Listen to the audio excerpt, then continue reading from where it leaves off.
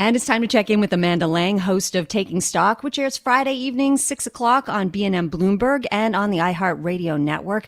Amanda, I guess we jump right into the job numbers. The employment rate we found out has been steady at 5.5%. So it hasn't moved in 3 months now. But meanwhile, we keep adding jobs. I think it was 64,000 in September.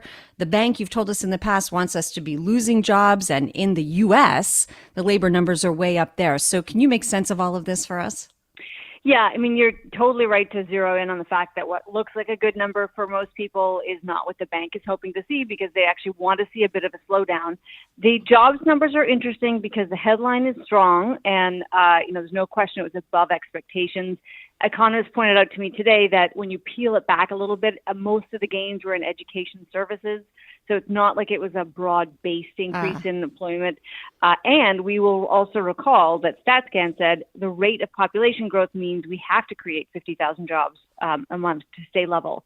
So take those together and you would say, okay, it's a strong, obviously we're not losing jobs, we're not seeing unemployment tick higher, but it's maybe not as strong as it looks.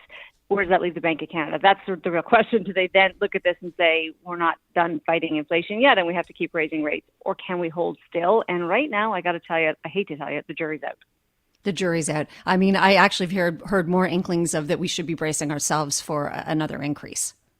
I think most people think it wouldn't be untoward before they're finished, that we might see one more. That's for sure. There's some other data yet to come, and the real one that they're going to be watching is consumer spending, household spending, and that we're still a few weeks away from the next data point of that sort. That will give them an indication of whether, all of this taken together is causing us to slow down our spending or not.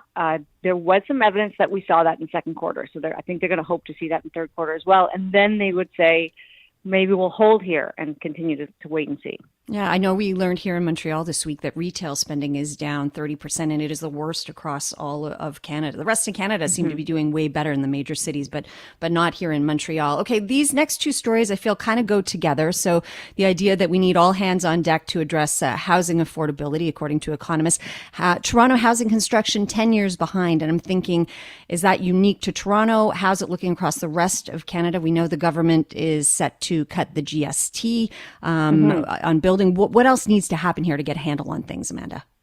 I mean, I think what most developers would say is the red tape barriers are the ones that slow things down. But the fact of the matter is we are behind, and that all hands on deck call came from CMHC, their chief economist, saying, look, if we're going to fill the gap, and it's a 3.5 million home gap to get us just to affordability by 2030, we got to build more because that's on top of what we would normally build, right? 3.5 million extra homes. And we're not doing it. Developers are looking at rising rates, the rising costs. They're looking at banks that are pulling back, investors that are pulling back, and they're saying we're going to actually slow down the pace at which we're going to build. So it's the worst case scenario. It's not actually that surprising when we see what their own borrowing costs are doing, right? Makes sense. Changes the math for them. Municipalities could do more than they're doing to make it easier to build. And of course, we could introduce new pressure on developers in other ways, not just GST cuts, which is, some people take a kind of jaundiced view of that. Why should tax dollars encourage these private for-profit companies to do their work? But maybe even sort of more of a stick than a carrot to get them to build. That we need affordable homes, and if they want the right to build fancy condos or private homes, then they should build affordable apartments as well. Yeah, and if there's going to be penalties, that they actually stick to them, because that's another ongoing situation that we have here. People just they'll say, well, we're not going to build it after all. We'll pay the fine. The fine is like nominal compared to the money that they're going to make. So what do they care, right? Let's make those fines big and hold people accountable to the plans.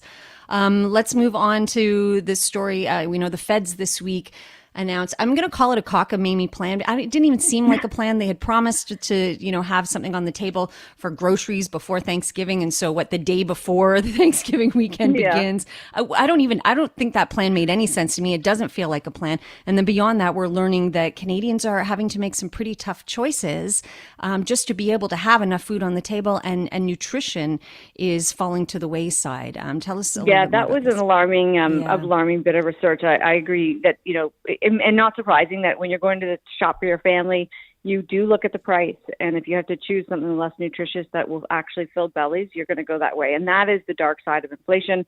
It's now hitting more and more homes in this country. the Fed's asking the big grocers to come up with a plan to lower prices. It always felt like a more of an optical thing, a bit of a political ploy than a real kind of some kind of strategic change they can make. And the grocers have kind of said, I actually found it sort of amusing, and I think people will treat it a little cynically. The grocers kind of came back and said, okay, well, we're going to lower some prices and we're going to do some discounting. Which prices, how long, what products, we have no idea. We're just going to take them at their word. My favorite quote of the day was the industry minister saying he was looking through flyers this morning and he noticed some discounts already. So I'm glad to see he's coupon cutting. But who knows what you're going to see. I did notice Walmart said it will promise to match the cost of a Thanksgiving dinner last year to this year. Oh, that would be good. a nice touch, I think, if the grocers did something like that people would really feel this weekend. That'd be nice, but it doesn't help in the long run. No, it doesn't. And meanwhile, Pierre Poilievre is having an absolute heyday with it. The puns were out of control yesterday in the House. Let's talk about this too. Now that the CERB payments, the loans are due, small businesses very concerned, and using credit cards to stay afloat. This does not bode well. There's just a growing number of businesses, that find themselves in the financially stressed category. It's more than 40%. And so, there are a lot of them that have this debt. They're not seeing their cash flows what they were pre-pandemic in a lot of cases, are turning to alternative sources of cash flow financing, and credit cards are on that list, a growing part of that list. That's alarming. It should never be for any of us, right, business or consumer, a place to fund your operations from, because that rate of credit is terrible. So if anybody out there is financing their life with a credit card, go get some professional help. There's lots of it. It's free online. When businesses are doing it, that is a big red flag. And sometimes it can be a bridging, hoping for a better time ahead, and you can get there and then the money materializes. That's fine. That's rational. If it's anything more than that, you're in a tough spot. So the real concern, Natasha, is we get any kind of slowdown, and businesses that are in that kind of shape just don't make it. And then the question is, how many are in that category, and what does that do to the rest of the economy and jobs? Any sense that the government will bend a bit more on these, it's not the CERB, it's the CEBA repayments? CEBA, it's hard to see how they could bend more than they have. There are those who think they've already bent more than they should, in the sense that, it was a very generous program. They already extended it once. At a certain point, you just do have to, the bills come due and people have to pay their bills, and businesses have had, now a couple of years to get that in order. The fact that it's hard for some that's difficult, and that, I'm not trying to minimize that in any way, but at some point, a loan's a loan, and it does have to be, it's not going to be forgiven. It has to be repaid at some point. So maybe there's pressure, but maybe also you don't want to keep businesses alive if the rational thing for all involved is that they close up, and that's just the churn rate of small businesses high. A lot of businesses fail. God bless people for starting businesses over and over again, because they do. Yeah. But it is a hard thing to do. Oh, yeah. And it's hard to say goodbye to some of our favorite little mom and pop shops. Thank you so much, Amanda. Have a great weekend. Happy Thanksgiving. Yes. Happy Thanksgiving. That is Amanda Lang. Again, you can catch her on BNN Bloomberg, 6 o'clock on the iHeart Radio Network.